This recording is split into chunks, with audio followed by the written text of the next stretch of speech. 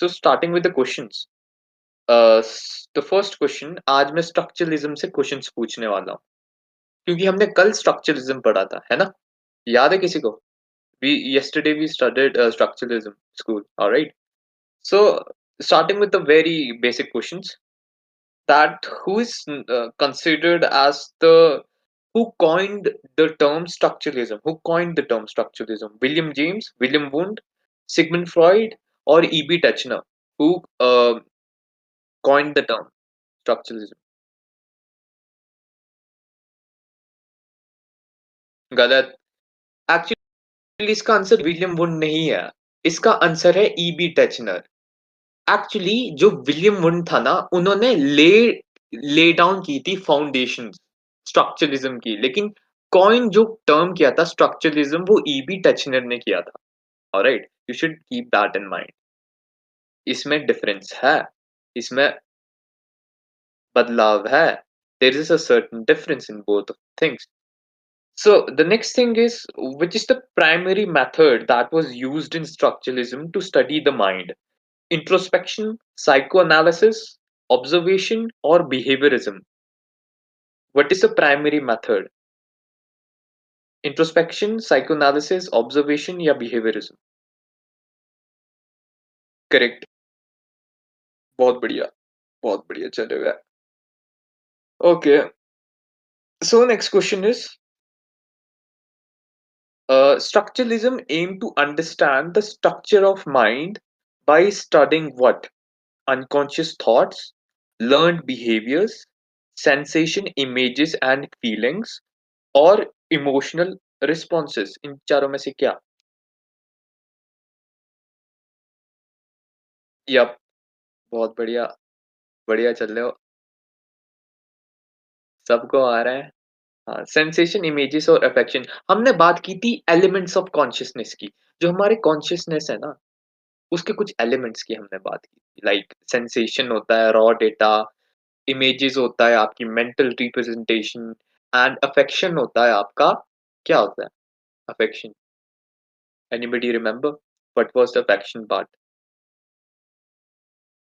Yes feelings हो गई personal bias बिल्कुल ठीक है हाँ सो एक्चुअली समझ आने के लिए ना कि हो क्या रहा है क्लास में you have to go through the notes ताकि समझ आए कि हाँ भाई इसमें हो क्या रहा है you have to be curious about the things हाँ इंद्रजीत भाई बिल्कुल ठीक है feelings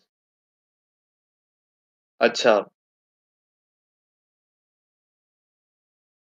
okay. What was the goal of introspection used by structuralists? To analyze external stimuli, to examine internal mental processes, to study observable behavior, or to understand cultural influences on thought.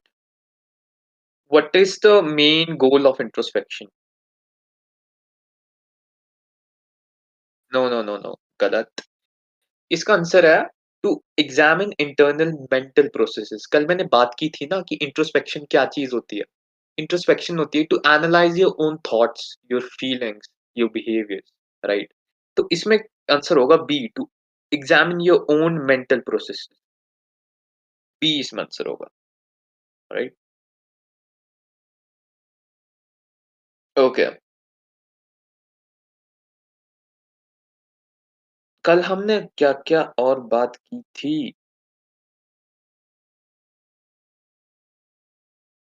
अच्छा structuralism को किसने criticise किया था like किसने किया था criticise behaviourism ने cognitive psychology में ह्यूमनिस्टिक साइकोलॉजी में या फिर डेवलपमेंटल साइकोलॉजी में किसने इनको क्रिटिसाइज किया था कौन सी साइकोलॉजी ने जो तुम ये इंस्टाग्राम वाली साइकोलॉजी देखते हो ना इससे बहुत डेप्थ में ही है कि नहीं. हाँ बिल्कुल ठीक है बिहेवियरिज्म इसका आंसर है क्योंकि बिहेवियरिज्म लाई करता है आपके ऑब्जर्वेबल बिहेवियर के ऊपर लेकिन ये तो इंट्रोस्पेक्शन मेथड यूज कर रहे थे जो कि ओपन टू बायस है एंड सब्जेक्ट जो कि एक सब्जेक्टिव मेथड है. बेशक ये एक्सपेरिमेंटल इंट्रोस्पेक्शन को यूज कर रहे थे. It is experimental introspection requires rigorous training to provide accurate conscious results without any personal biases. Alright मतलब बेशक ये एक्सपेरिमेंटल इंट्रोस्पेक्शन को यूज़ कर रहे थे। तो लेकिन फिर भी पर्सनल बायसेस आने के चांसेस है इंट्रोस्पेक्शन में, क्योंकि हर बंदे की इंट्रोस्पेक्शन अलग-अलग होती है। अमन भाई की इंट्रोस्पेक्शन कुछ अलग होगी या ये अपने तरीके से देखते होंगे अपने थॉट्स को, अपने बिहेवियर्स को, अपने फीलिंग्स को, मेरी कुछ अलग होगी, आपकी कुछ अलग होगी, है ना? इंट्रोस्पेक्शन अपने मतलब ये बायस्ड है। बिहेवियरिज्म ने तब क्रिटिसाइज़ किया था इस चीज़ के लिए। तो जिस आदमी को अभी समझ नहीं आ रहा ना हो क्या रहा है क्लास में, तो कोई बात नहीं, you can go through the previous notes in the class, alright? जो कि पुरानी नोट्स और रिकॉर्डेड क्लासेस है, उससे जाना और देखना, तभी पता लगेगा कि अभी हो क्या रहा है क्लास में। और कोई बात नहीं, हम सैटरडे और संडे को क्लास ले लेंगे, जिसको कोई दिक्कत होगी वो मेरे को बता देगा, सैटरडे संडे को हम क्लास लेंगे। बेसिक्स, डोंट वरी, ठीक है? Okay.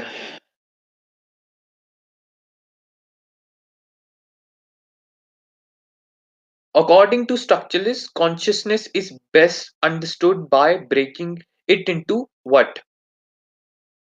Patterns of behavior, subjective experiences, basic components, sensory components या फिर cognitive processes. हम consciousness को कैसे break down करते थे इसमें? इसका आंसर सब गलत बोल रहे हैं वैसे किसी का ठीक नहीं है। इसका आंसर 3 है। इसका आंसर है हम कॉन्शियसनेस को ब्रेक डाउन करते थे बेसिक सेंसरी एलिमेंट्स में। मैंने 3 सेंसरी एलिमेंट्स की बात की थी, सेंसेशन, इमेजेस और अफेक्शन, ठीक है? इन तीनों सेंसरी कंपोनेंट्स में हम ब्रेक डाउन करते हैं कॉन्शियसनेस को, ठीक है? तो अगर हम बात करें आउटलाइन ऑफ साइकोलॉजी, ये किसने बुक लिखी थी outline of psychology? First is William Wundt, second is E B Titchener, third is Carl Stumpf, fourth is Franz Brentano. किसने लिखी थी आउटलाइन ऑफ साइकोलॉजी? हमने बात की थी इसकी। कोई बात नहीं, इसका आंसर है बी, ईबी टेचनर ने लिखी थी ये किताब outline of psychology. Alright, you have to keep this in mind. अच्छा, कोई बात नहीं। हमने एक कॉन्सेप्ट की बात की थी, इमेजलेस थॉट की बात की थी। वो किसने दिया था? मैं ऐसे ही रैंडमली पूछ रहा हूँ। इमेजलेस थॉट कॉन्सेप्ट किसने दिया था? Anybody remember the name of the guy who has given this concept imageless thought? जो कि स्ट्रक्चरलिस्ट है वो भी। मैं ऑप्शंस नहीं दूँगा या वेरी गुड सोहिब भाई, मान गया आपको। ऑसवर्ड कुल्टे, इन्होंने इमेजलेस थॉट का कॉन्सेप्ट दिया था। इमेजलेस थॉट का मतलब है, कई बार हम ऐसे सोचते हैं बिना किसी इमेज के, right? It could be any example, right? It could be a mathematical expression या कुछ जिसमें कुछ इमेज नहीं बन रही, लेकिन फिर भी वो थॉट बन रहा है, राइट? लाइक जैसे फ्रीक्वेंसीज़, फ्रीक्वेंसीज़ जब तुम सोचते हो फ्रीक्वेंसीज़ के बारे में कुछ थॉट नहीं आता माइंड में, राइट? या फिर बहुत सारे ऐसे सब्जेक्टिव एग्जाम्पल्स होते हैं, राइट? इन्होंने वर्सबुक स्कूल को भी इंट्रोड्यूस किया था, Oswald Kulpe. He was I think he was a Russian, he was a Russian psychologist, alright? So if I talk about the next one, intentionality का कॉन्सेप्ट किसने दिया था? इंटेंशनैलिटी, रिमेंबर एनीबॉडी?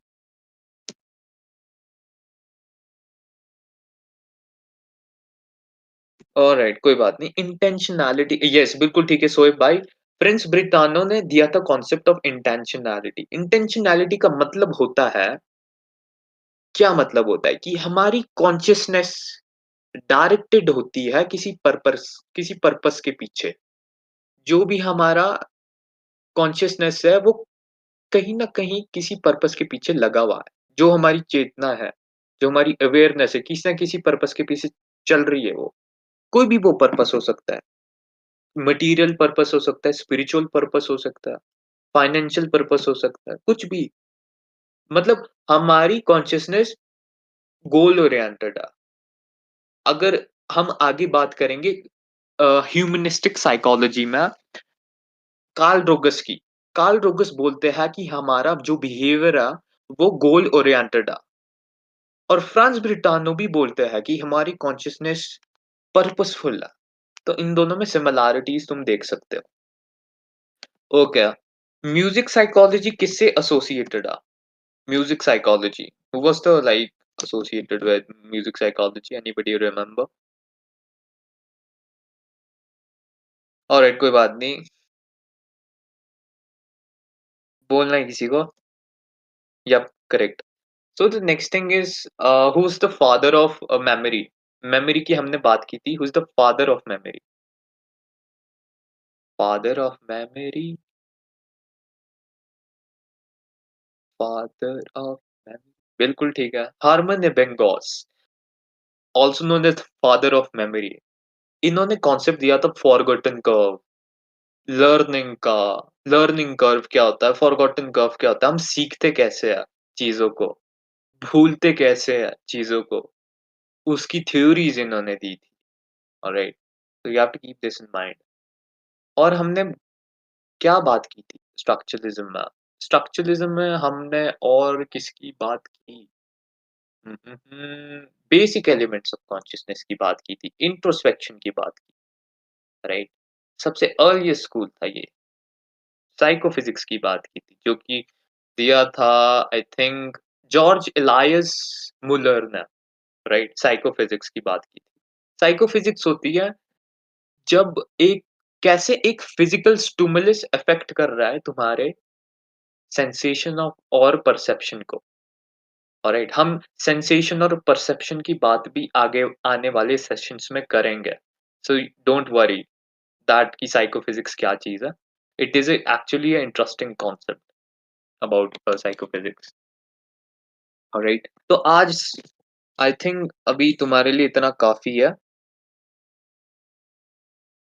तो हम बात करेंगे आज नेक्स्ट स्कूल की, ठीक है? आज हम बात करने वाले हैं फंक्शनलिज़्म की। फंक्शनलिज़्म, जैसे अभी हमने स्ट्रक्चरलिज़्म की बात की थी ना, हम इस स्कूल की बात करने वाले हैं। फंक्शनलिज़्म मैंने चार्ट में लिखा हुआ है, ठीक है? जैसे स्ट्रक्चरलिज़्म की बात की थी, फंक्शनलिज़्म भी बहुत ही एक इंटरेस्टिंग सा स्कूल है। अगर मैं फंक्शनलिज़्म की बात करूँ, फंक्शनलिज़्म आया था 19th सेंचुरी में। आई थिंक इन 1890s के अराउंड फंक्शनलिज़्म आया था एंड ये एक्चुअली अमेरिका में एस्टेब्लिश हुआ था। Functionalism like was mostly like established in America, ठीक है? तो अगर मेन जो बात हमने क्या बात की? स्ट्रक्चरलिज़्म की पहले बात की थी, हम फंक्शनलिज़्म पे आ गए, जो कि फंक्शनलिज़्म है। Functionalism developed as a reaction to structuralism, as a kind of जब हम चीज़ों के ऊपर रिएक्शन देते हैं ना, कि तूने ये नहीं वो बोलना चाहिए था या फिर किसी भी चीज़ के ऊपर रिएक्शन थे, वैसे ही फंक्शनलिज़्म ने रिएक्ट किया स्ट्रक्चरलिज़्म वालों के ऊपर। उन्होंने स्ट्रक्चरलिज़्म में क्या पढ़ा था हमने कि हम उसमें एनालाइज़ करते हैं कि हमारे दिमाग का स्ट्रक्चर कैसा होता है एंड हमारे मेंटल प्रोसेसेस को ब्रेक डाउन करते थे सिंपल पार्ट्स में, स्ट्रक्चरलिज़्म में। ऐसा ही करते थे ना हम माइंड के स्ट्रक्चर को एनालाइज़ करते थे और उसकी मेंटल प्रोसेसेस को सिंपल पार्ट्स में डिवाइड करते थे, लाइक सेंसेशन, इमेजेस और अफेक्शन को, है ना? ऐसे करते थे हम स्ट्रक्चरलिज़्म में। लेकिन अब क्या हुआ, फंक्शनलिज़्म वालों ने क्या किया? Functionalism actually developed as a reaction to structuralist, ठीक है? एज़ अ रिएक्शन फॉर्म हुआ था ये। अब इन कॉन्ट्रास्ट इन्होंने तो बात की थी स्ट्रक्चर ऑफ द माइंड की and breakdown of the mental processes into simple parts. But in contrast अब इन्होंने फंक्शनलिज्म वालों ने क्या कहा? फंक्शनलिज्म ने कहा that it focuses on like function of the mind. It focuses on the function of the mind and the function and purpose of your mental processes. ठीक है? इन्होंने जैसे इसमें तो नाम में ही लगा हुआ है, इसमें तो नाम में ही लिखा हुआ है, फंक्शनलिज़्म। इसमें इन्होंने बात की है कि हमारे दिमाग का क्या फंक्शन है, और हमारी मेंटल प्रोसेसेस का क्या फंक्शन है और उसका पर्पस क्या है, ठीक है? This is the main kind of difference तुम देख सकते हो। पहले स्ट्रक्चरलिज़्म वाले स्ट्रक्चर की बात कर रहे थे दिमाग की, लेकिन अब ये बात कर रहे हैं now they are talking about functionalism talking about the function of mind. Can you see the difference in both? And these are these functionalism said that like they focused on the function and the purpose of your mental processes. लेकिन structuralism में हम क्या कर रहे थे? We actually break down the mental processes into simple parts. पर functionalism में हम क्या कर रहे हैं? हम function और पर्पस को स्टडी कर रहे हैं, हमारे मेंटल प्रोसेसेस की क्या फंक्शन है या फिर कि उसका क्या पर्पस है, समझ रहे हो? जिसने कल क्लास अटेंड की थी वो समझ गया होगा इस चीज़ कि फंक्शनलिज्म में हम फंक्शन ऑफ द माइंड की बात करते हैं या फिर हमारे मेंटल प्रोसेसेस के क्या फंक्शन है, ठीक है? ग्रेट। तो अगर हम इसकी बैकग्राउंड की बात करें, ये विलियम जेम्स में दिया था। William James is known as the founder of functionalism, ठीक है? अगर मैं विलियम जेम्स की बात करूँ, विलियम जेम्स एक हार्वर्ड यूनिवर्सिटी पता है तुम्हें हार्वर्ड यूनिवर्सिटी? हार्वर्ड यूनिवर्सिटी से पढ़े थे एंड ये अमेरिकन साइकोलॉजी के वो थे क्या बोलते हैं फादर थे। He is known as the father of American psychology. Alright, you have to keep this in mind that he was from Harvard University. Yeah. Secondly, he is known as the father of uh, American psychology. And he was inspired by Charles Darwin. Charles Darwin पता है किसी को? जिन्होंने Darwinian theory दी थी evolution के बारे में, बहुत फेमस कि लोगों के हमारा एवोल्यूशन कैसे हुआ था होमो सेपियंस का। रिमेंबर? किसी को याद है?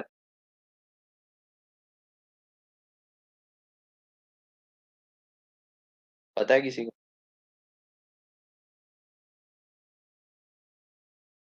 Is it China no, it is not Chinese. It is actually I think it's German जो कि चार्ल्स डार्विन है और यूरोपियन। मेरे को इनका ओरिजिन तो नहीं पता पर या अम, ये इंस्पायर इन्होंने एवोल्यूशन की बात की थी कि इंसानों का एवोल्यूशन कैसे हुआ था। फ्रॉम जब हम बंदर थे, बंदर से हम कैसे-कैसे एवोल्यूशन करते-करते यहाँ तक इतने हाई-टेक डेवलप्ड इंसानों तक पहुँचे हैं। उन्होंने एक थ्योरी बनाई थी इसके बारे में, ऑलराइट? तो ये बहुत इंस्पायर हुए थे चार्ल्स डार्विन से। William James was inspired by Charles Darwin and he was also influenced by the concept of pragmatism, alright? जब मैं pragmatism की बात करता हूँ, pragmatism क्या चीज़ होती है? pragmatism होती है लाइक जब तुम अपने आइडियाज़ और बिलीफ्स को प्रैक्टिकल कॉन्सिक्वेंसेस के तरीके से देखते हो। जो भी तुम्हारे आइडियाज़ है ना, कोई भी आइडिया है तुम्हारे या फिर तुम्हारे जो भी बिलीफ्स है, किसी चीज़ को लेके मैं इसके बारे में ये फ़ील करता हूँ, इसके बारे में ये सोचता हूँ। जो भी तुम्हारे आइडिया और बिलीफ है, like it led to the like practical consequences, ठीक है? क्योंकि ये बिलीव करते थे प्रैक्टिकली अप्लाई करना चीज़ों को। स्ट्रक्चरलिज़्म वाले नहीं कर सकते थे अप्लाई। उन्होंने नहीं किया था स्ट्रक्चरलिज़्म वालों ने अप्लाई, लेकिन इन्होंने किया क्योंकि ये इन्फ्लुएंस हुए थे प्रैग्मैटिज़्म के कॉन्सेप्ट से। Pragmatism like it's like your ideas and beliefs have practical consequences. जो भी तुम्हारे आइडियाज़ है, फॉर एग्ज़ाम्पल मेरा आइडिया है कि इंडिया में पूरा मेंटल हेल्थ या फिर पूरे साइकोलॉजी वर्ल्ड में डोमिनेट करना है, ठीक है? तो इसको आप प्रैक्टिकली कैसे देखोगे? ऑलराइट? प्रैक्टिकली कैसे करेंगे हम इसको? तो उस हिसाब से ये प्रैग्मेटिज्म कॉन्सेप्ट है। फॉर एग्ज़ाम्पल तुम्हारा भी कोई आइडिया होगा, तुम्हारे दिमाग में या फिर कोई प्लान होगा, लेकिन उसको तुम प्रैक्टिकली अप्लाई कैसे करोगे? वो चीज़ है प्रैग्मेटिज्म, समझ रहे हो? That is pragmatism. Are you guys understanding me? मेरे को चैट में लिखते जाओ, मेरे को लग रहा है तुम सोओगे सब, ठीक है। Pragmatism means your ideas and your beliefs have practical consequences. So, functionalism means father of American psychology, Charles Manson. ये आपको नोट्स एक्चुअली मिल जाएंगे, डोंट वरी, ये आपको नोट्स मिल जाएंगे। सो द नेक्स्ट चीज क्या आती है, वो कि ये तो इंस्पायर हुए थे दो चीजों से, चार्ल्स डार्विन से, और ये इन्फ्लुएंस हुए थे किससे? प्रैग्मेटिज्म के कॉन्सेप्ट से। समझ आ गई? अब आते हैं नेक्स्ट चीज़ पे। नेक्स्ट चीज़ के बारे में बात करेंगे। इन्होंने एक बुक लिखी थी। जैसे ईबी टचनर ने आउटलाइन ऑफ साइकोलॉजी लिखी थी, इन्होंने लिखी थी principle of psychology. Principle of psychology, alright? हाँ, कि प्रैग्मेटिज्म एक ऐसा कॉन्सेप्ट है जो कि तुम्हारे आइडियाज़ को प्रैक्टिकली एग्ज़ीक्यूट करने में हेल्प करता है। कि तुम अपने आइडियाज़ को कैसे प्रैक्टिकली ग्राउंड में लगाओगे? Like how you will apply your ideas and belief to practical consequences. तो प्रिंसिपल ऑफ साइकोलॉजी एक किताब है जो कि इन्होंने लिखी थी, और इन्होंने एक चीज टर्म की थी।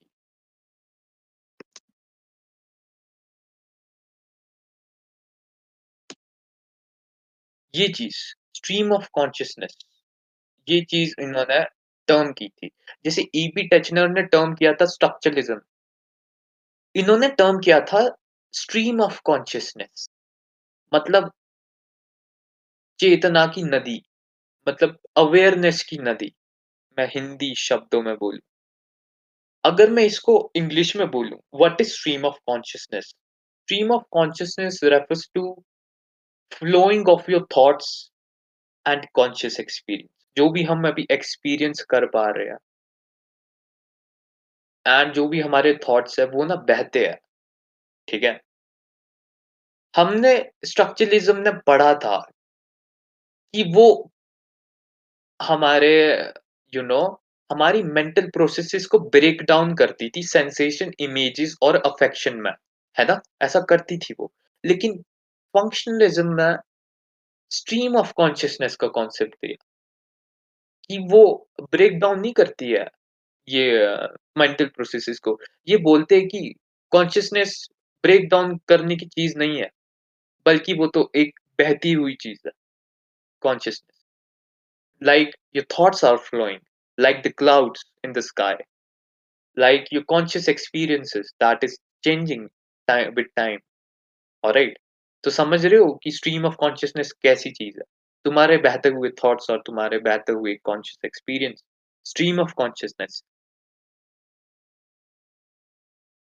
Get it guys? मैंने इतना अच्छा पोएटिक मेटाफोरिक एक्सप्रेशन दिया इसको। ओके, तो अगर स्ट्रीम ऑफ कॉन्शियसनेस होती है your flowing thoughts and your conscious experiences, alright? अब मैं बात करता हूँ, ऑलराइट, मैं दोबारा से बोलूँगा, stream of consciousness is your flowing thoughts and your flowing conscious experiences. मतलब ये क्योंकि स्ट्रक्चरलिज्म में मेंटल प्रोसेसेस और कॉन्शियसनेस को डिवाइड किया गया था सेंसेशन, इमेजेस और अफेक्शन में। लेकिन ये लोग बोलते हैं कि हमारे इन्होंने डिवाइड नहीं किया। इन्होंने बोला था कि that thoughts are ever flowing and our conscious experiences are also ever flowing, all right? It is just flowing. Yeah, don't use names like Johan, this or that. Just use your real name, or otherwise I gonna kick you, to be honest, from the server. So just use your real names. Flow state, which the ideas, yeah, flow state भी बोलते हैं हम stream of consciousness. हम flow state की बात भी आगे करेंगे, डोंट वरी। अगर हम बोलते कि इस कॉन्शसनेस की फॉर्म्स है कुछ, yup, it's like a river, it's like a flow state. और एक और चीज़ है, we don't have control, so we don't have control over them। मैं अभी बात करता हूँ फॉर्म्स ऑफ कॉन्शसनेस की, तुम्हारे डाउट्स क्लियर हो जाए। IOUS, yes. कुछ फॉर्म्स है इस कॉन्शसनेस की। फॉर एग्जांपल ये पर्सनल है, it is personal. Stream of consciousness होता है like flow of consciousness, like you ever flowing of your thoughts and conscious experiences. ये अगर इसकी कुछ फॉर्म्स है, हमारे कॉन्शसनेस के कुछ टाइप्स है, कुछ फॉर्म है हमारी कॉन्शसनेस की। It is personal,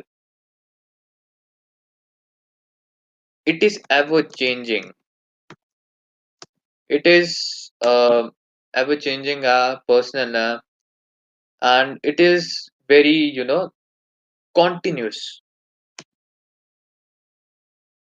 It is continuous, and lastly ये कैसी है? ये है selective। these four things these four things are the parts of this consciousness। personal का मतलब है ये subjective है, तुम्हारी consciousness subjective है, ठीक है? ये अलग-अलग तुम्हारी एक किसी कॉन्शियसनेस अलग लेवल पे हो सकती है, किसी की कॉन्शियसनेस अलग लेवल पे हो सकती है। इंडिविजुअल डिफरेंसेस है, पर्सनल है ये चीज़। ये एवर चेंजिंग होती है। जैसे तुम्हारा एनवायरनमेंट होगा ना, वैसे तुम अडैप्ट करना चाहोगे अपनी कॉन्शियसनेस को, ठीक है? So it means it is ever adapting towards the situation around you and inside you, ठीक है? तो it is always kind of changing.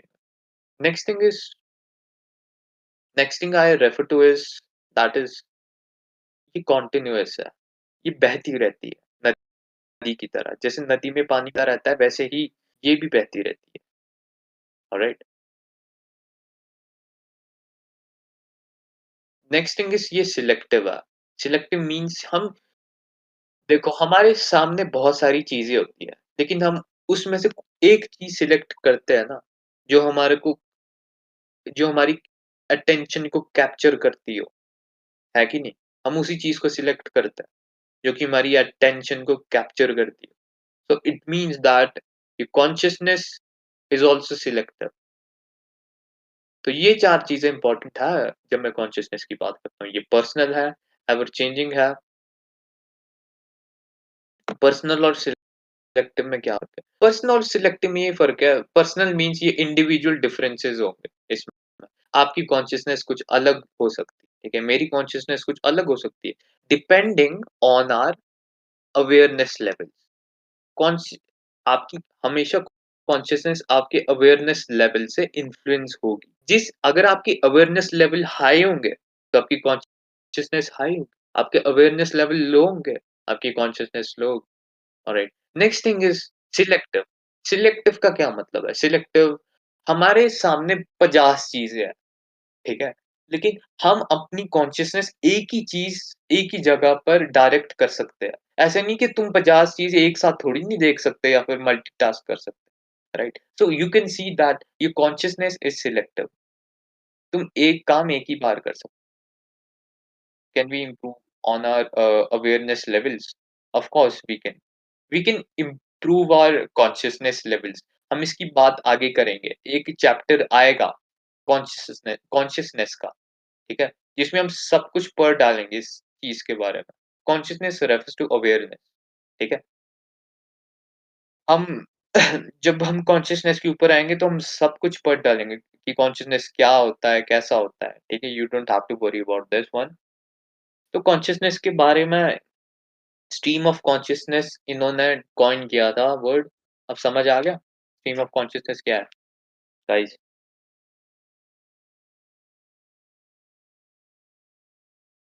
अब मैं नेक्स्ट चीज़ की बात करता हूँ। नेक्स्ट चीज़ की अगर मैं बात करता हूँ, वो आती है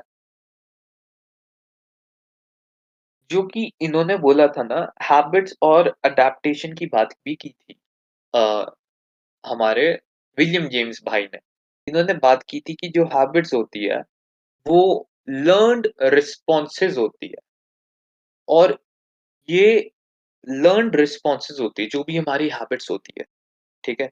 और ये बहुत ज़्यादा क्रूशियल होती है हमारे हैबिटेट के अलोंग अडैप्ट करने के लिए। जैसी तुम्हारी हैबिट्स होगी ना, उसके अकॉर्डिंग तुम अपने एनवायरनमेंट में अडैप्ट करोगे, जिस हिसाब से तुम्हारी हैबिट्स होगी। अगर तुम्हारी हैबिट्स बेकार होगी या फिर फॉर एग्ज़ाम्पल किसी की हैबिट नहीं है, वो ज़्यादा सोशली एक्सट्रोवर्टेड बंदा नहीं है, ठीक है? तो उसको दिक्कत होगी अपने सोशल एनवायरनमेंट में अडैप्ट होने के लिए। लेकिन अगर उसकी हैबिट्स सोशली बात करने के लिए या सोशली कम्युनिकेट करने के लिए, तो उसकी हैबिट्स अडैप्ट करने के लिए बढ़िया होगी। He can easily adapt in his surrounding, breaking the cues from the habits या फिर हम ओल्ड हैबिट्स को ब्रेक करने के लिए साइकोलॉजी में एक चीज़ होती है अवर्जन थेरेपी, ठीक है? अवर्जन थेरेपी का हम यूज़ करते हैं। अवर्जन थेरेपी के ऐसी चीज़ होती है ना, मतलब हम नेगेटिव स्टिमुलस के साथ हम अनप्लेज़ेंट चीज़ों के साथ उसको एसोसिएट करते हैं। फॉर एग्ज़ाम्पल तुम्हारे को एडिक्शन है जंक फूड खाने से, ठीक है? तुम्हारे को एडिक्शन है जंक फूड खाने से। अब तुम इसको जंक फूड को एसोसिएट करो दोगे किसी घटिया चीज़ के साथ, ऑलराइट? फिर कहीं न कहीं तुम लर्निंग एसोसिएशन बना दोगे अपने दिमाग में। ठीक है भाई, जंक फूड नहीं खाऊँगा मैं क्योंकि इससे ये होता है। फॉर एग्ज़ाम्पल मेरी मम्मी डाँटती है मेरे को अगर मैं जंक फूड खाता हूँ, ठीक है? इसमें क्या हो रहा है हम नेगेटिव एसोसिएशन बना रहे हैं जंक फूड और पनिशमेंट के साथ, समझ रहे हो? This is how a a, you know a good way to break a habit. Aversion therapy एक छोटा-सा एग्ज़ाम्पल मैंने दिया, बहुत सारे और एग्ज़ाम्पल्स हैं। अगर तुमने एटॉमिक हैबिट्स पढ़ी होगी, उसमें एक कॉन्सेप्ट दिया था कि जो भी ट्रि ट्रिगरिंग क्यूज़ होते हैं ना, कंपेयरिंग विद नेगेटिव थिंग्स नहीं कंपेयरिंग नहीं एसोसिएटिंग। जो भी तुम्हारी घटिया हैबिट्स है, उसको एसोसिएट करो किसी नेगेटिव चीज़ के साथ। तुम्हारी हैबिट है स्क्रॉल करने के साथ, तुम उसको एसोसिएट कर सकते हो। अगर मैं रील्स स्क्रॉल करता हूँ, तो मैं ज़्यादा ना इर्रेशनल बन जाता हूँ या इमोशनल बन जाता हूँ, जो कि गंदी बात है। समझ रहे हो? ऐसा कुछ। When the subject will eat junk food, he और she will be publicly humiliation या कुछ भी तुम एसोसिएट बना सकते हो इसके साथ अगर तुम्हारे को तोड़नी है अपनी बैड हैबिट्स। बहुत सारी चीज़ें होती है यार बैड हैबिट्स तोड़नी। मैं तुम्हारे को गाइड कर सकता हूँ बट ये है कि विल पावर तो तुम्हारी ही होगी अगर तुम्हारे को चेंज करनी है अपनी बैड हैबिट्स, ठीक है? So back to the topic. हम बात कर रहे थे हैबिट्स लर्न्ड रिस्पॉन्सेज़ होती है एंड ये एक आदमी को हेल्प करती है। It is crucial habits are crucial to adapt in your surroundings, alright? Next चीज़ आती है मेमोरी वाले चैप्टर में जब हम मेमोरी पढ़ेंगे। एपिसोडिक मेमोरी क्या होती है? वर्किंग मेमोरी क्या होती है? फॉरगॉटन कर्व क्या होता है? लर्निंग कर्व क्या होता है? या फिर हम बात करेंगे बहुत सारी चीज़ों की यार, अभी तो मेरे को याद ही नहीं आ रहा।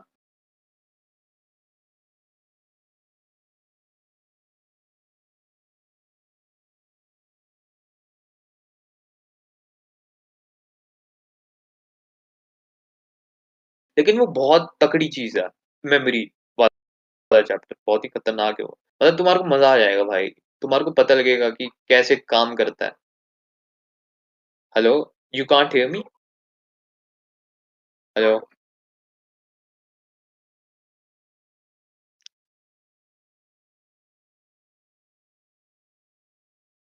Can you hear me guys?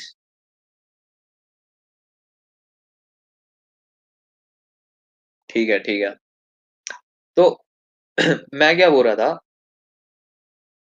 Habits learned responses होते हैं and habits crucial part play करती है आपकी लाइफ में आपके सराउंडिंग्स के अकॉर्डिंग अडैप्ट करने में।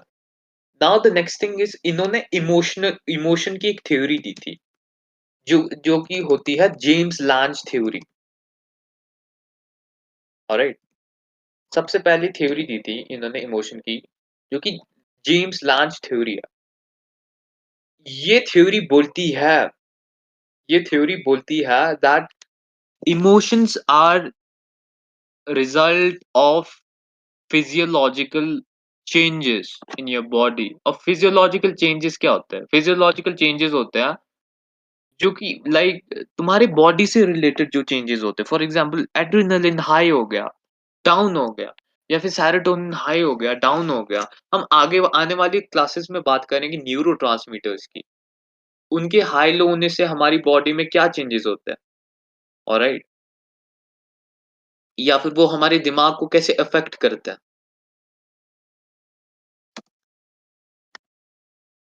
James launch theory. अब मैं तुम्हारे को एक एग्जांपल देता हूँ, ठीक है? जेम्स लांच थ्योरी का। रुक जाओ, मुझे अपना फ़ोन निकालने दो। मैंने आई थिंक वहाँ पर लिखा हुआ है वो। Wait, I will just present the image in front of you. Wait,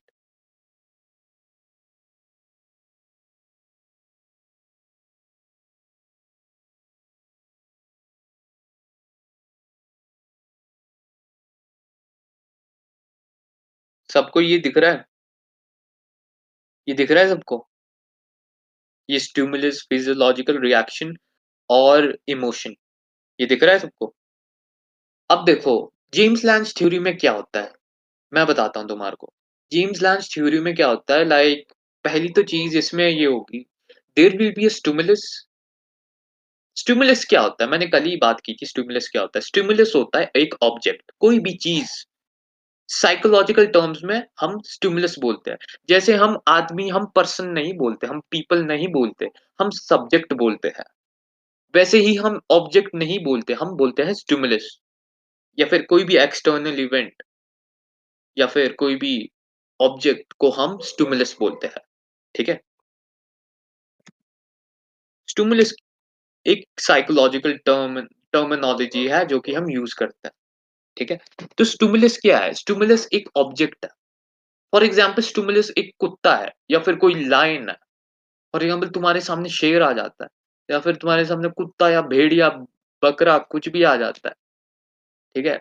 जिसकी वजह से तुम्हारी बॉडी में एक फिजियोलॉजिकल चेंज पैदा होगा, ठीक है? फिजियोलॉजिकल रिएक्शन क्या होता है, ठीक है? फिजियोलॉजिकल रिएक्शन होता है, it is a response to the stimulus. Physiological reaction एक रिस्पॉन्स है तुम्हारे स्टिमुलस को। अब फॉर एग्ज़ाम्पल कैसा रिस्पॉन्स? कैसा रिस्पॉन्स? तुम्हारे सामने आ गया, बकरा आ गया, नहीं बकरा तो छोड़ो यार, बकरा से तो कौन ही डरता है। तुम्हारे सामने शेर आ गया या हाथी आ गया, ठीक है? भूत आ गया, कुछ भी आ गया, तो तुम्हारी बॉडी में कैसा फिजियोलॉजिकल रिएक्शन पैदा होगा? तुम्हारी बॉडी में एड्रेनालिन रश होगा। एड्रेनालिन रश का मतलब है, एड्रेनालिन जो ग्लैंड्स है ना तुम्हारी बॉडी में, एड्रेनल मेडुला के थ्रू वो एड्रेनालिन रिलीज़ करेंगे, ठीक है? एड्रेनालिन जब रिलीज़ होगा, उसके बाद ये तो फिजियोलॉजिकल रिएक्शन हुआ तो तुम्हारी बॉडी का। फिजियोलॉजिकल रिएक्शन क्या हुआ? एड्रेनालिन रिलीज़ हुआ। अब तुम्हारे इमोशन जनरेट होगा तुम्हारे दिमाग में, ठीक है? एक तुम्हारे को मैं बात करता हूँ, ये जो पार्ट है ना ब्रेन का, ये रिलेट करता है इमोशन जनरेशन से। हमारे दिमाग में एक पार्ट होता है एमिगडाला। एमिगडाला रिलेट करता है इस पार्ट में, तुम्हारे दिमाग में इमोशन जनरेट होते हैं, इमोशन यहाँ बनते हैं, इमोशन यहाँ कंट्रोल होते हैं, समझ रहे हो? ये लिम्बिक सिस्टम के अंडर आता है ब्रेन के, ऑलराइट? सो फिजियोलॉजिकल रिएक्शन जब एड्रेनालिन रश हुआ ना, उसके बाद इमोशन जनरेट हुआ तुम्हारे एमिगडाला में, ऑलराइट? कैसा कैसा इमोशन जनरेट हुआ? डर, फियर, ठीक है?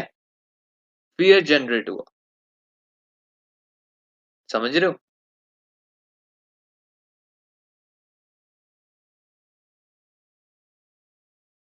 ठीक है, मैं एक और तेरे को एग्ज़ाम्पल देता हूँ, समझ आ जाएगा। बहुत बढ़िया एग्ज़ाम्पल दूँगा। स्टिमुलस कौन-सी है? तुम्हारी क्रश आ गई तुम्हारे सामने, ठीक है? स्टिमुलस है क्रश, ठीक है? अब क्रश को देख के क्या हुआ? Physiological reaction. Response to the stimulus कैसा होगा इसमें? क्रश को देख के क्या होगा तुम्हारी बॉडी में, ठीक है? डर लग रहा है, हार्ट रेट बढ़ रहा है, ठीक है भाई। हाँ, बिल्कुल ठीक बोल रहे हो भाई, दिल पे दिल भेज रहे हैं यहाँ पर। हार्ट रेट इंक्रीज़ हो जाएगा, बिल्कुल ठीक है, फिजियोलॉजिकल रिएक्शन। अब इमोशन कैसा जनरेट होगा? डिज़ायर का या फिर लव का, it could be anything that this kind of emotion that will be generated. Happiness का, जॉय का, समझ आ रहा है ये कैसे काम करता है? कैसे ये इमोशन काम करता है, ये थ्योरी? आई एम शाय, मज़ा आई? भाई तुम्हारे को ऐसे एग्ज़ाम्पल बढ़िया लगते हैं, देखो कैसे हँस रहे हैं सारे चैट में। डर का माहौल था, डर के माहौल से सीधा क्रश पे बात ले आया मैं। सब हँस रहे हैं अब। ठीक है, ठीक है। अंश भाई, in some studies it has been in that people who have go high in spiritual path, their fear get totally neutralized in that. बिल्कुल, जो कि ज़्यादा जो कि ज़्यादा स्पिरिचुअल हाई ग्राउंड में चले जाते हैं, उनकी कॉन्शसनेस बहुत हाइटेंड हो जाती है, जिसकी वजह से जब हमारी कॉन्शसनेस बहुत ज़्यादा हाइटेंड हो जाती है, तो हम अपने इमोशंस पे बहुत अच्छे से कंट्रोल कर पाते हैं। तो फ़ियर न्यूट्रलाइज़ होना तो एक लाज़मी बात है। So it is, yeah, spiritual part do have very good reasons for it. तो समझ आया तुम्हारे को?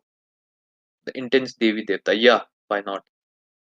ओके, तो समझ आ गया तुम्हारे को कैसे काम करता है जेम्स लैंच की थ्योरी? इमोशन, समझ आ गया? वेरी गुड गाइस, बहुत ही बढ़िया। I hope it's my wife. ठीक है भाई। या अब हम नेक्स्ट चीज़ के बारे में बात करते हैं जो कि है,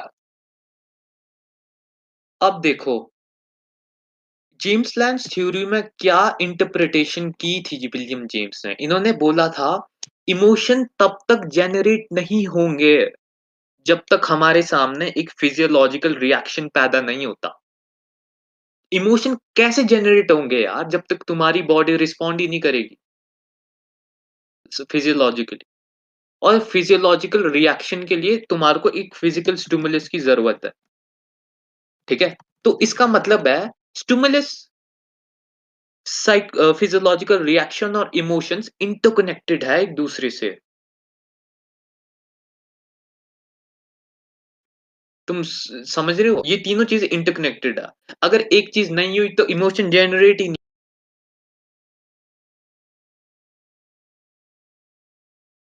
कोई बात नहीं, कोई बात नहीं, यू कैन लीव, कोई बात नहीं। तुम्हारे को तो पता है ये कॉन्सेप्ट्स, स्कूल्स तो तुमने पढ़े या। What about mood swings? Mood swings की हम बात भी करेंगे। एक डिसऑर्डर होता है बाइपोलर डिसऑर्डर, ठीक है? तो हम उसमें बात करेंगे कि मूड स्विंग्स कैसे होते हैं, मूड स्विंग से रिलेटेड डिसऑर्डर्स कैसे होते हैं, एंग्जायटी डिसऑर्डर्स की हम बात करेंगे, पैनिक डिसऑर्डर्स की बात करेंगे, लाइक एगोराफोबिया की बात करेंगे, एलेक्सथीमिया की बात करेंगे, एनहेडोनिया की बात करेंगे, बहुत सारी चीज़ें बात करेंगे, डोंट वरी। मूड स्विंग्स क्या होते हैं, कैसे होते हैं, सब ये सारे डाउट्स क्लियर। मैंने क्या बोला था तुम्हारे को स्टार्टिंग में? साइकोलॉजी से रिलेटेड सब कुछ क्लियर हो जाएगा। कुछ कुछ नहीं बचेगा, कुछ बचेगा ही नहीं। इतने लेवल की डीप में चल जाएँगे। बचेगा ही नहीं। वेरी नाइस भाई। ये शोएब भाई जो आप नोट्स बनाते हो ना, आप ये नोट्स शेयरिंग सेक्शन में दे सकते हो, ताकि लोगों को थोड़ा आइडिया हो जाए, समराइज़ हो जाए। नोट्स शेयरिंग सेक्शन में आप ये चीज़ दे सकते हो। तो आप समझ पा रहे हो कि ये जो इमोशन है ना, इमोशंस तब तक जनरेट नहीं होंगे जब तक फिजियोलॉजिकल रिएक्शन पैदा नहीं हुआ। और फिजियोलॉजिकल रिएक्शन तब पैदा होगा जब हमारे पास एक स्टिमुलस की ज़रूरत होगी, फिजिकल स्टिमुलस। और हाँ, अलग-अलग फिजियोलॉजिकल रिएक्शन अलग-अलग इमोशन को पैदा करते हैं। फॉर एग्ज़ाम्पल तुम्हारे बॉडी में फिजियोलॉजिकल रिएक्शन पैदा हुआ लो सेरोटोनिन लेवल का, ठीक है? जब लो सेरोटोनिन लेवल है, इसका मतलब है तुम्हारा इमोशन कैसा होगा? सैडनेस का, ठीक है? हम सेरोटोनिन एक न्यूरोट्रांसमीटर है। हम इसकी बात करेंगे कि न्यूरोट्रांसमीटर्स क्या होता है।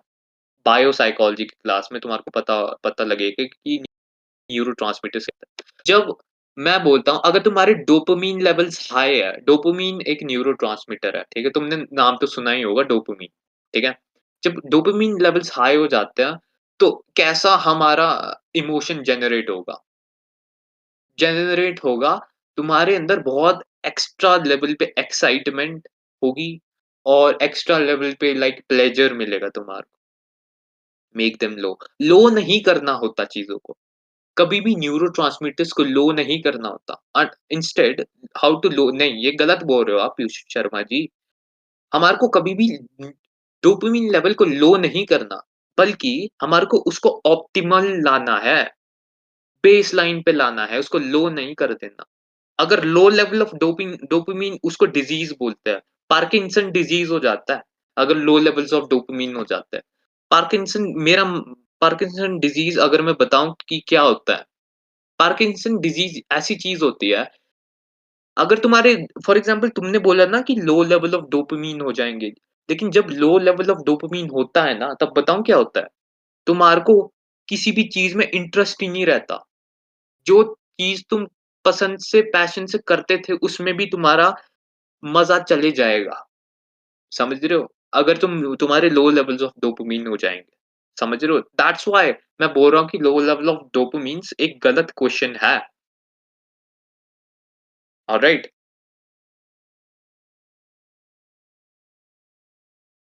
Instead how to make it baseline, हम इसकी बात करेंगे कि कैसे बनाया जाए। कोई बात नहीं, मेरे साथ टिके रहो, सारे डाउट्स क्लियर हो जाएँगे, कोई बात नहीं।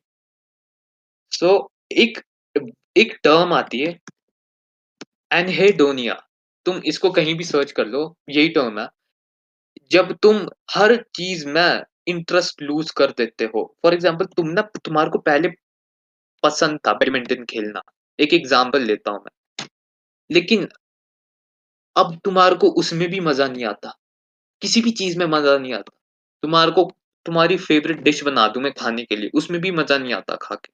मतलब एक एनोडोनिया एक ऐसी चीज़ है, सब चीज़ों में मर जाता है इंटरेस्ट, ठीक है? It is actually a state. बस खत्म होने वाली है 5, 6, 10 मिनट में। अगर मैं बस थोड़ा रह गया इसके लिए फंक्शनलिज़्म के लिए। एक साइकोलॉजिस्ट है G Stanley Hall. G Stanley Hall was the founder like इन्होंने फंक्शनलिज़्म में भी काम किया था। Like he was the founder of child psychology. हमने चाइल्ड साइकोलॉजी की बात की थी। अ, फील्ड्स ऑफ साइकोलॉजी में। चाइल्ड साइकोलॉजी क्या होती है? चाइल्ड साइकोलॉजी लाइक कैसे एक बच्चा बचपन से एडोलेसेंट एज तक होता है और उसमें क्या-क्या थॉट्स, इमोशंस और बिहेवियर चेंजेस आते हैं और कैसे उसके पेरेंट्स और कैसे उसकी एनवायरनमेंट उसको चेंज करती है, कैसे वो ग्रो होता है, क्या-क्या उसमें साइकोलॉजिकल चेंजेस आते हैं, जैसे-जैसे वो ग्रो होता है, ठीक है? तो ये जी स्टैनले हॉल इसके फाउंडर थे। चाइल्ड साइकोलॉजी और एजुकेशनल साइकोलॉजी की। एजुकेशनल साइकोलॉजी की मैं बात करूँ, ये मैक्सिमली बात करते हैं कि टीचिंग मेथड्स को कैसे इंक्रीज़ और इफेक्टिव बनाया जाए एक यू नो इंस्टीट्यूशन के अंदर। एजुकेशन साइकोलॉजी करेक्ट इंद्रजीत भाई। तो ये फाउंडर भी रह चुके हैं एपीए के। एपीए क्या चीज़ है? एपीए है अमेरिकन साइकोलॉजिकल एसोसिएशन। जैसे वो है ना, जैसे डब्ल्यूएचओ है, तो वैसे ही एपीए है, तुम ऐसा समझ लो, ठीक है? ये इंटरनेशनल बॉडी है साइकोलॉजी की। अमेरिकन साइकोलॉजिकल एसोसिएशन ये 1892 में बने थे प्रेसिडेंट इसके एपीए के। जैसे डब्ल्यूएचओ है वैसे ये एपीए है, ठीक है? अगर मैं नेक्स्ट चीज़ की बात करूँ, इन्होंने प्रैक्टिकल एप्लीकेशंस इन्होंने फोकस किया था for the practical applications of psychology specially in terms of you know development और रेयरिंग ऑफ अ चाइल्ड, कि एक बच्चे को कैसे प्रैक्टिकली उसको अच्छे से डेवलप किया जाए, प्रैक्टिकल तरीकों से। साइकोलॉजिकल कॉन्सेप्ट को प्रैक्टिकली यूज़ करके कैसे एक बच्चे को रेज़ करते हैं, ठीक है? तो इन्होंने ये कॉन्सेप्ट दिया था। अगर मैं दूसरे साइकोलॉजिस्ट की बात करूँ लाइक जेम्स एमसी केटल, इनका मेन कॉन्सेप्ट यही है कि इन्होंने मेंटल टेस्ट दिया था पहला, ठीक है? मेंटल टेस्ट दिया था इन्होंने पहला हम मेंटल टेस्ट की बात भी करेंगे, बहुत सारे टेस्ट हैं mental test like aptitude test हो गया, इंटेलिजेंस टेस्ट हो गया या फिर पर्सनैलिटी टेस्ट हो गया या फिर रेविस प्रोग्रेसिव मैट्रिसेस हो गया, ठीक है? मेंटल टेस्ट की हम बात करेंगे, ये नोट्स तुम्हारे को मिल जाएँगे डोंट वरी। और नेक्स्ट साइकोलॉजिस्ट भी है लाइक जैसे हैरी केर है या फिर ईएल थॉर्नडाइक है। हम इनकी बात मतलब ये ज़्यादा इम्पोर्टेंट नहीं है इनमें पढ़ने के, so you don't have to go through these. Next चीज़ आती है R S Woodworth, alright? R S Woodworth का जो मेन कॉन्सेप्ट दिया था इन्होंने डायनामिक साइकोलॉजी और मोटिवेशन की इन्होंने बात की थी, मेन जो इनका कॉन्सेप्ट था, ठीक है? और जो नेक्स्ट साइकोलॉजिस्ट आते हैं फंक्शनिस्ट में, वो है शिकागो स्कूल के फाउंडर जॉन डर्वे, ठीक है? Alright, this guy John Dewey, alright? ये शिकागो स्कूल के फाउंडर थे। ये बोलते हैं कि जो हमारी कॉन्शसनेस है ना, वो अडैप्टिव है और वो एनवायरनमेंट के साथ मतलब अडैप्ट होती रहती है हमारी कॉन्शसनेस। जैसे हमारा एनवायरनमेंट है वो उसके अकॉर्डिंगली अडैप्ट होती रहती है, alright? He said that our consciousness is adaptive and enable us to adjust to our environment, ठीक है? अगर मैं फंक्शनलिज्म की एक बेसिक सी डेफिनेशन बताऊँ कि फंक्शनलिज्म क्या है? फंक्शनलिज्म यही है कि हम इसमें दिमाग के फंक्शन के बारे में पढ़ते हैं और मेंटल जो प्रोसेसेस है उसके फंक्शन और पर्पस के बारे में करते हैं। Like it studies the function of the mind and also ये भी चीज़ स्टडी करता है how an organism adapts to its surrounding. कैसे एक आदमी अपने सराउंडिंग के अकॉर्डिंग अडैप्ट होते रहता है। ठीक है? अगर इसमें मेथड्स की बात करूँ कौन से मेथड्स लगे थे, लाइक इंट्रोस्पेक्शन तो लगा ही लगा था इसमें, ऑब्जर्वेशन भी लगा था और एक्सपेरिमेंटल मेथड भी लगा था। तीनों मेथड्स लगे थे, ठीक है? और ये मेज़ मोस्टली नेचुरल सेटिंग में हुआ था। हम क्या बोलते स्ट्रक्चरलिज़्म में कंट्रोल्ड सेटिंग्स में हुआ था एक्सपेरिमेंट, अगर तुम्हें याद होगा। उसमें कंट्रोल्ड एनवायरनमेंट था स्ट्रक्चरलिज़्म में, पर यहाँ पर नेचुरल सेटिंग में हो रही है। How we overcome the urge to with the help of which urge bro? Which urge? हमने तुम्हें याद है स्ट्रक्चरलिज्म में हमें किसकी कंट्रोल्ड एनवायरनमेंट की बात की, राइट? याद है तुम्हें? या पर यहाँ पर नेचुरल सेटिंग में हो नेचुरल सेटिंग मतलब जो डेली लाइफ में हम नेचुरल चीज़ें देखते हैं ना, ये अरे-परे क्या हो रहा है हमारे आस-पास, तो फंक्शनलिज्म वैसे कंडक्ट हुआ था, natural environment rather than control setting में। Like bite room is a control setting. लेकिन जो तुम्हारी रियल लाइफ है, वो एक नेचुरल सेटिंग है, ठीक है? इन्होंने वैसा फ़ोकस किया। अब नेक्स्ट चीज़ आती है, नेचर ऑफ डेटा कलेक्शन इनका मोस्टली डेटा कलेक्शन का मेथड इनका क्वालिटेटिव एंड क्वांटिटेटिव दोनों रहा था, ठीक है? कितने हैं और भी बहुत 6-7 मतलब अभी 5 स्कूल्स बाकी है, अभी हमने 2 पढ़े हैं और आने वाले स्कूल तो और भी ज़्यादा इंटरेस्टिंग है। तुम साइकोडायनामिक के बारे में पढ़ोगे, कॉन्शसनेस, सबकॉन्शियस, अनकॉन्शियस तुम्हारा दिमाग फट के 4 हो जाएगा। या फिर तुम ह्यूमनिस्टिक के बारे में पढ़ोगे, हायरार्की ऑफ नीड्स के बारे में पढ़ोगे, बिहेवियरिज़्म के बारे में पढ़ोगे। बिहेवियरिज़्म में बात की गई है, लर्निंग की थ्योरी है वो एक्चुअली। हम एक्चुअली कल ही पढ़ेंगे बिहेवियर या फिर गेस्टॉल्ट साइकोलॉजी के बारे में पढ़ेंगे। गेस्टॉल्ट साइको अभी ही हो गया अभी हो गया। ठीक है, ठीक है। नेक्स्ट चीज़ आती है, इसमें कौन से प्रिंसिपल्स लगे थे? इसमें लगे थे 2 प्रिंसिपल्स इस स्कूल में।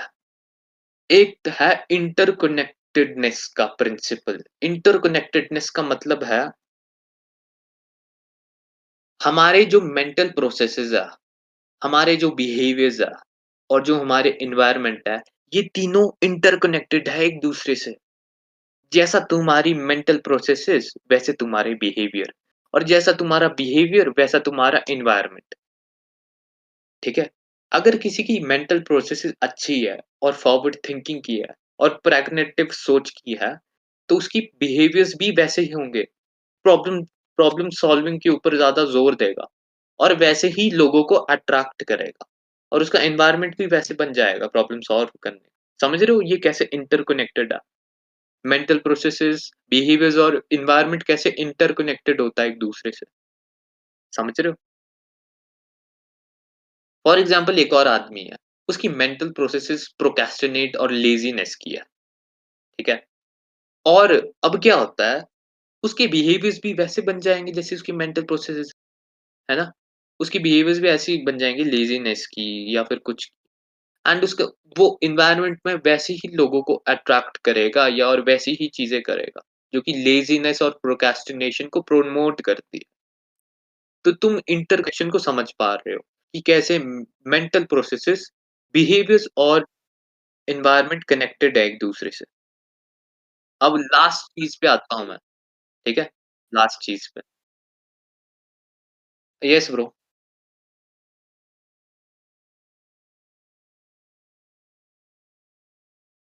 तो तुम्हारी तीनों चीज़ें अफ़ेक्ट होगी। मैंने बोला ना तीनों चीज़ें ये इंटरकनेक्टेड है एक-दूसरे से। तुम अपने एनवायरनमेंट को चेंज करोगे, तो तुम्हारे बिहेवियर को अफ़ेक्ट करेगा और तुम्हारे बिहेवियर को अफ़ेक्ट करेगा, तो तुम्हारी मेंटल प्रोसेसेस को एक्ट करेगा अफ़ेक्ट करेगा, है ना? तो तुम एक चीज़ को चेंज करने की कोशिश करोगे, तो दोनों चीज़ें में कहीं न कहीं इफ़ेक्ट करेगा। समझ रहे हो?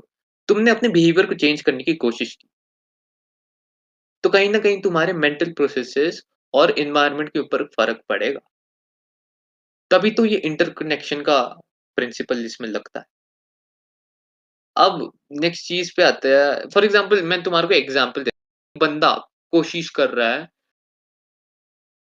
साइकोलॉजी सीखने की, जैसे तुम लोग अभी कर रहे हो, ठीक है? ये क्या चीज़ है? 2 चीज़ें इसमें काम आ रही है, 2 चीज़ें इसमें लग रही है, 2 प्रिंसिपल्स। एक है मेंटल प्रोसेसेस तुम्हारी लग रही है, दूसरी है तुम्हारी एनवायरनमेंट लग रहा है। तुम कहीं बैठे हो एक जगह, ठीक है? वो एनवायरनमेंट है। तुमने इस जगह इस टाइम फिक्स है तुम्हारा कि इसमें इस टाइम हम साइकोलॉजी पढ़ते हैं, ठीक है? और मेंटल प्रोसेसेस में तुम लर्न कर रहे हो साइकोलॉजी क्या है। अब तुम्हारे बिहेवियर्स के ऊपर फ़र्क पड़ेगा, तुम्हारी मेंटल प्रोसेसेस और तुम्हारे एनवायरनमेंट का। तुम ये साइकोलॉजी ग्राउंड में भी देख सकते हो, अपनी रियल लाइफ़ में भी देख सकते हो कि क्या-क्या हो रहा है। समझ रहे हो? तो तुम देख सकते हो कि तीनों इंटरकनेक्टेड है एक-दूसरे से। अब हम ऑब्जर्वेशनल लर्निंग की बात करेंगे ना, तो ये कॉन्सेप्ट ज़्यादा अच्छे से क्लियर होगा। मॉडलिंग का कॉन्सेप्ट आएगा जब आगे। जब अब मैं लास्ट चीज़ की बात करता हूँ, वो है आपके नीच अ, नेचर नेचुरल सिलेक्शन की, जो कि फंक्शनलिज़्म है ना, वो बेस्ड है नेचुरल सिलेक्शन के ऊपर। नेचुरल सिलेक्शन एक कॉन्सेप्ट है जो कि चार्ल्स डार्विन ने दिया था। और चार्ल्स डार्विन मैंने पहले ही बोला था, चार्ल्स डार्विन के थ्रू मतलब विलियम जेम्स ने ले डाउन की थी फाउंडेशन, बहुत इंस्पायर हुए थे वो चार्ल्स डार्विन के थ्रू एंड चार्ल्स डार्विन ने कॉन्सेप्ट दिया था नेचुरल सिलेक्शन का, ठीक है? एंड नेचुरल सिलेक्शन क्या है? भाई टाइम हो गया बस होने वाला है भाई, लास्ट चीज़ बची है, लास्ट चीज़ खत्म हो रही है। फंक्शनलिज्म का बेस है वो नेचुरल सिलेक्शन है, जो कि चार्ल्स डार्विन ने दी थी। और नेचुरल सिलेक्शन वही चीज़ होती है कि एक आदमी कितना how organism can adapt to its surrounding कैसा एक आदमी बढ़िया तरीके से अपनी सराउंडिंग के अकॉर्डिंग अडैप्ट कर सकता है, ठीक है? अगर मैं ऐसा फंक्शनलिज्म को समराइज़ करूँ ना मतलब इसका पूरा क्रक्स निकालूँ फंक्शनलिज्म का, पहला है कि ये 19th सेंचुरी में बना था और इसमें मतलब विलियम जेम्स इसके फाउंडर थे एंड इसका मेन फ़ोकस किसके ऊपर था? Main focus function of the mind and हमारी मेंटल प्रोसेस का क्या फंक्शन है और इसकी क्या पर्पस है? एंड विलियम जेम्स ने बहुत सारी चीज़ें की थी लाइक ये इन्फ्लुएंस हुए थे चार्ल्स डार्विन से और ये इन्फ्लुएंस हुए थे आइडिया ऑफ प्रैग्मेटिज्म से मतलब अपनी बिलीफ और आइडियाज़ का प्रैक्टिकल एप्लीकेशन करना। और इन्होंने टर्म स्ट्रीम ऑफ कॉन्शसनेस क्या होता है? लाइक फ्लो ऑफ कॉन्शसनेस मतलब तुम्हारे बहते हुए थॉट्स और तुम्हारे बहते हुए कॉन्शियस एक्सपीरियंसेस। और इसमें 4 फॉर्म्स हैं, पर्सनल होती है, एवर चेंजिंग होती है, कॉन्टिन्यूअस होती है और सिलेक्टिव होती है, ठीक है? एंड नेक्स्ट चीज़ आती है कि इन्होंने हैबिट्स की बात की थी, हैबिट्स एंड अडैप्टेशंस की बात की थी कि हैबिट्स लर्न्ड रिस्पॉन्सेज़ होते हैं and habits crucial part play करती है हमारे सराउंडिंग्स में अडैप्ट करने के लिए। लास्टली आता है इन्होंने एक बात की थी James Lange's theory like stimulus uh, physiological reaction और इमोशन। मतलब तुम्हारे आगे तुम्हारी क्रश आई, तुम्हारा दिल बह गया, ठीक है? तुम्हारे हार्ट हार्ट रेट तेज़ हो गया, उसके बाद तुम्हारे इमोशन जनरेट हो गया, ठीक है? और नेक्स्ट चीज़ आती है इसमें इंटरप्रिटेशन ये दी थी इन्होंने, ये तीनों इंटरकनेक्टेड है एक एक दूसरे से और अलग-अलग फिजियोलॉजिकल रिएक्शंस देते हैं अलग-अलग इमोशंस को जनरेशन, ठीक है? अब नेक्स्ट चीज़ आती है जी स्टैनले हॉल, इन्होंने चाइल्ड साइकोलॉजी की बात की थी और प्रैक्टिकल एप्लीकेशंस की बात की थी, एपीए के फाउंडर रह चुके हैं। लाइक एमसी केटल ने बात की थी मेंटल टेस्ट की, और भी है यार बहुत सारे। इसमें लाइक आरएस वर्ड्सवर्थ ने बात की थी डायनामिक साइकोलॉजी और मोटिवेशन की। एंड जॉन डर्विन ने शिकागो स्कूल के फाउंडर है जिन्होंने बोला था कि कॉन्शियसनेस अडैप्टिव होती है, ठीक है? एंड यस, मेथड्स कौन से थे फंक्शनलिज्म में? ऑब्जर्वेशन, इंट्रोस्पेक्शन और एक्सपेरिमेंटल, ठीक है? अगर मैं इसकी मतलब बात करूँ, इसमें नेचुरल सेटिंग में ज़्यादा चीज़ें अप्लाई की गई है रेदर देन कंट्रोल सेटिंग, ठीक है? और ये है कि nature of data both quantitative, qualitative था एंड लास्टली जो प्रिंसिपल्स यूज़ हुए हैं इसमें, वो 2 प्रिंसिपल्स यूज़ हुए। एक है इंटरकनेक्टेडनेस का कि मेंटल प्रोसेसेस, बिहेवियर्स और एनवायरनमेंट इंटरकनेक्टेड है। लास्टली है फंक्शनलिज्म नेचुरल सिलेक्शन के ऊपर बेस्ड है। नेचुरल सिलेक्शन मतलब like organism adapts to its surrounding. मतलब ऑर्गेनिज्म थ्राइव करता है अपने सराउंडिंग के अकॉर्डिंग अडैप्ट करने के लिए। बस खत्म। ये है फंक्शनलिज्म। मज़ा आया? कैसे लगी आज की क्लास? आया कुछ नया सीखने को मिला? हाँ भाई।